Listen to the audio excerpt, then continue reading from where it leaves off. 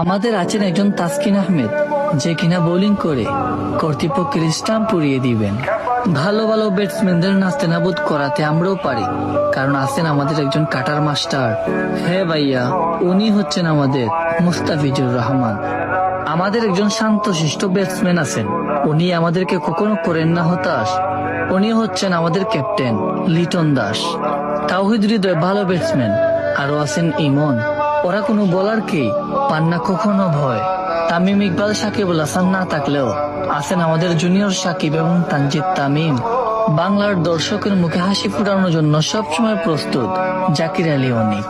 Swing বল করে ব্যাটসম্যানকে বোকা বানিয়ে উইকেট হাঁকিয়ে নিবেন নাসুম আহমেদ এবং রিশাদ।